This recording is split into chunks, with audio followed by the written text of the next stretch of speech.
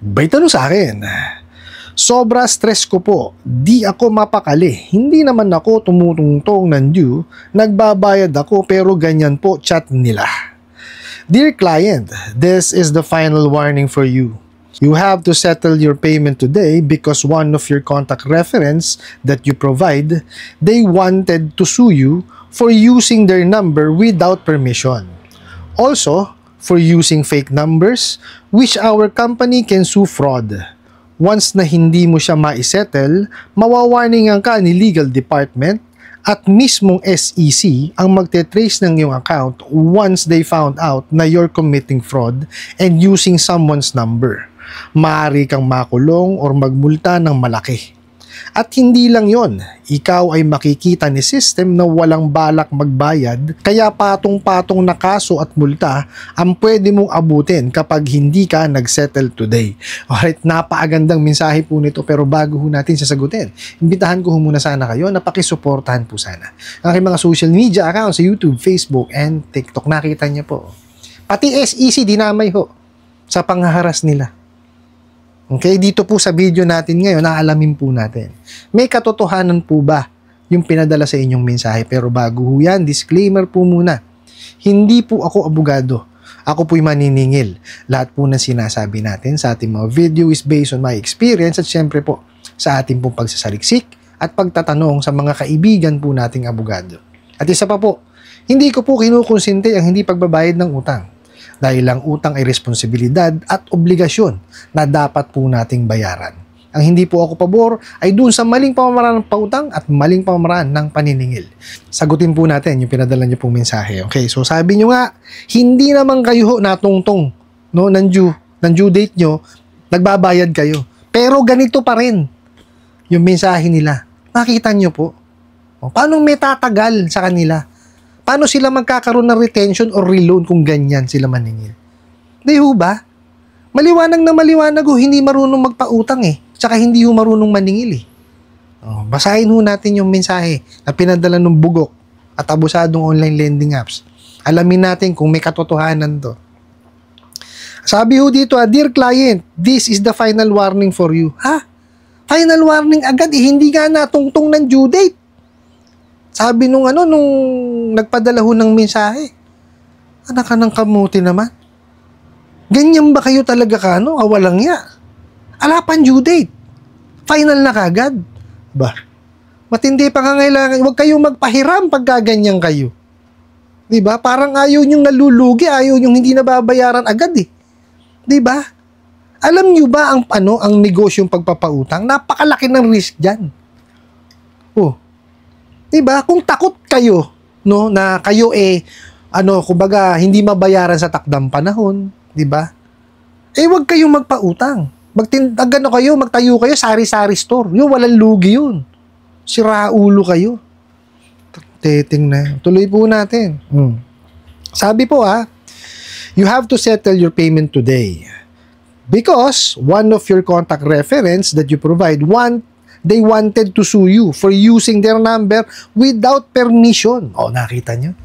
Doon muna tayo. Sige. Eto lang po yan eh. Hindi naman naaabot yan dyan kung kayong mga bugok at abusadong online lending apps ginagawa nyo yung tamang pagpapautang. Diba? Kasi hindi kayo nagki-credit investigate. Hindi kayo nagbe-verify.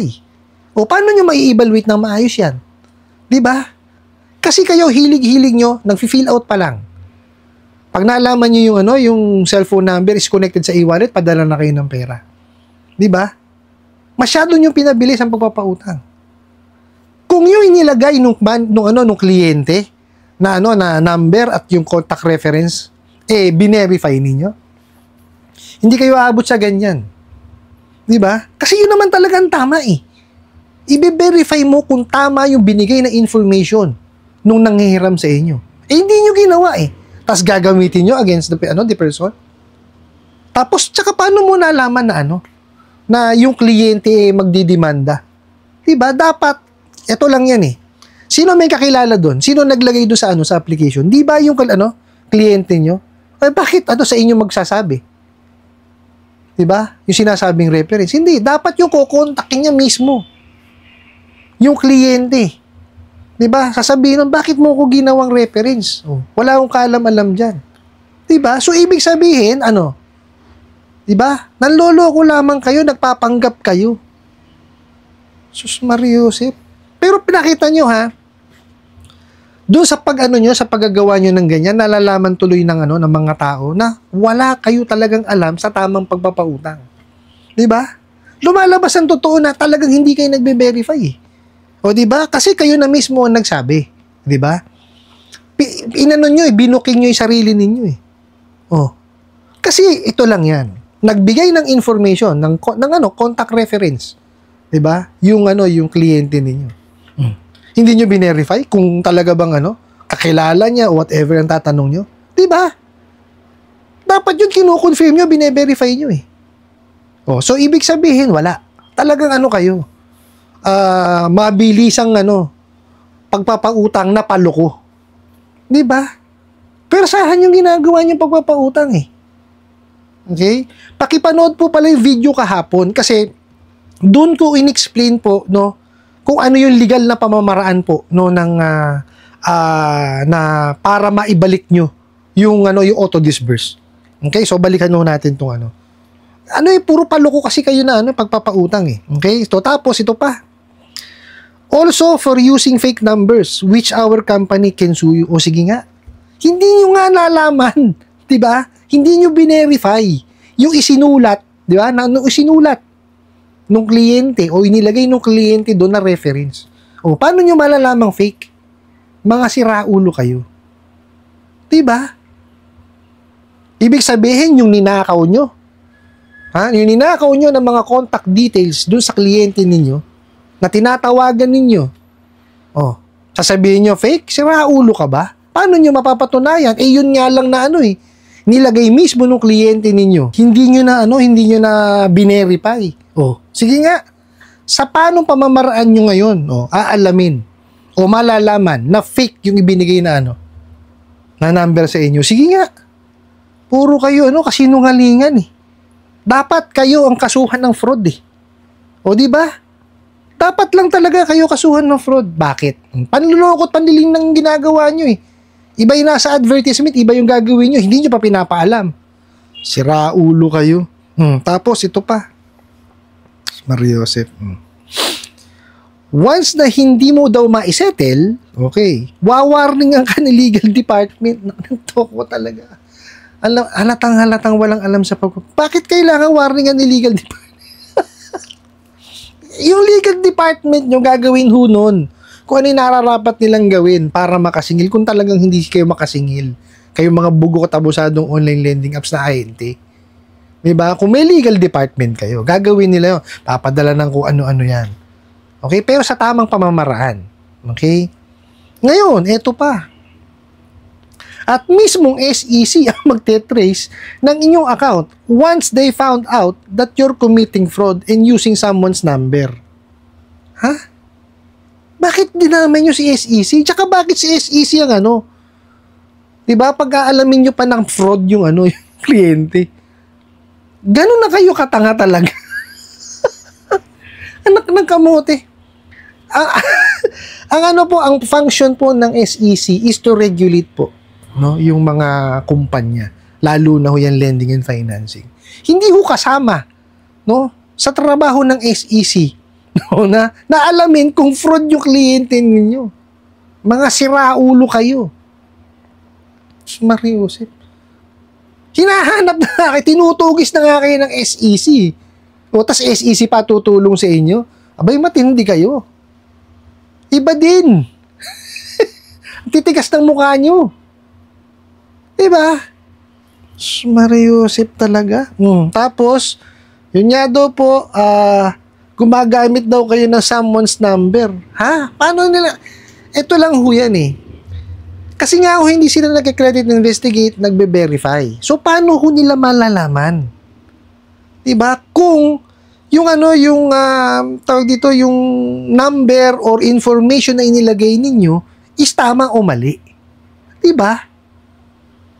Kasi kung yan is yung lending, financing at saka bangko na legitimate, Gumagawa ho talaga ng ano yan, ng due diligence yan para alamin. Kung nagkakandak yan ng credit investigation, verification, bago yan mag-evaluate. Kaya nga matagal eh. Sila ho masyadong pinadali. 5 minutes. Ano makukuha mong information sa 5 minutes? Sige nga. I don't think na may technology ganun. Sige nga. Tapos ganyan na pagsasasabi nyo, fraud yung Sus Mario Joseph, kalokohan yung pinagsasasabi nyo na yan.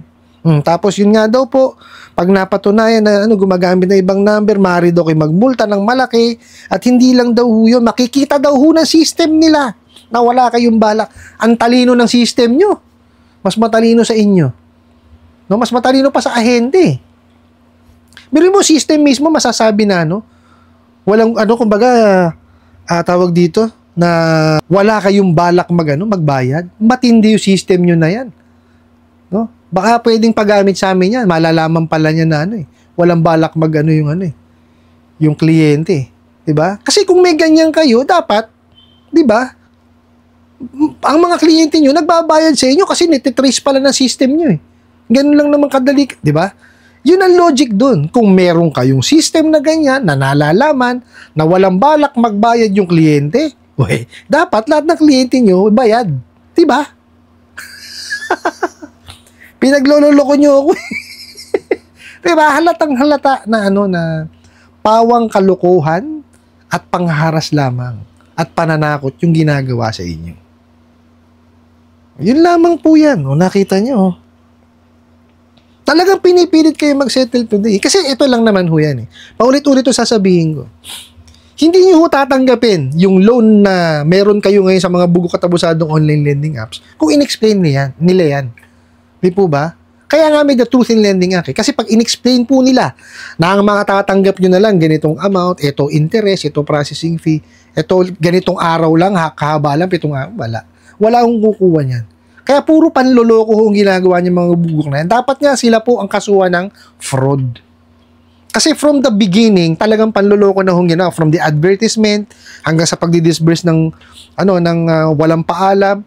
Kumbaga, hindi inaano sa inyo, hindi dinidiscuss sa inyo. Tapos walang kontratang pinirmahan. Di po ba? Pag sinabi yung pinirmahan, 3 klase po yan ha. Yung digital, electronic, tsaka yung physical na signature. Yung digital tsaka electronic po, tinatanggap na yan because of the e-commerce law. Okay? Yung electronic po, ito po yung click to accept. Okay? Baka po kasi, meron ho kasi nagtanong na wala naman daw pinirmahang kontrata. Click lang. Yun po yung electronic. Okay? Yung digital po, yun yung yung sa cellphone nyo, pwede kayo magsulat, di ba? Yun po yung digital. Tapos yun yung physical naman, yung piprint nyo siya, pipirmahan nyo, tapos send nyo ulit. Ganun ho yung klase ng pagpipirma. No? Mapapayo ko lang ho dito kung nabayaran nyo na, wag nyo na wag nyo na hong tangkilikin ulit. Kasi kayo naman ho mismo nagsabi, hindi tumutungtong ng due date, nagbabayad kayo eh. Wag na ho kayo manghiram dyan. Sumubok ho kayo sa mga bangko, tsaka sa legitimate na financing, tsaka lending. Doon ho, wala kayong sakit ng ulo. Kasi doon, yung tamang pamamaraan po ng pagpapautang ang mararanasan nyo, hindi kagaya sa mga loko-loko na yan. No? Puro pang wawalang yalang ho ang alam. Po, I hope nasagot ko po itong katanungan na to at sana po'y makatulong. Maraming salamat po sa inyong walang sawang pagsuporta at panonood sa aking mga video. Maraming salamat po sa inyong pag-like, pag-share, pag-comment at pagtatanong. And kunin ko na rin po itong opportunity na imbitahan po sana kayo na pakisuportahan po sana ang aking mga social media accounts sa YouTube, Facebook, and TikTok. Hanggang sa muli po, yun lang.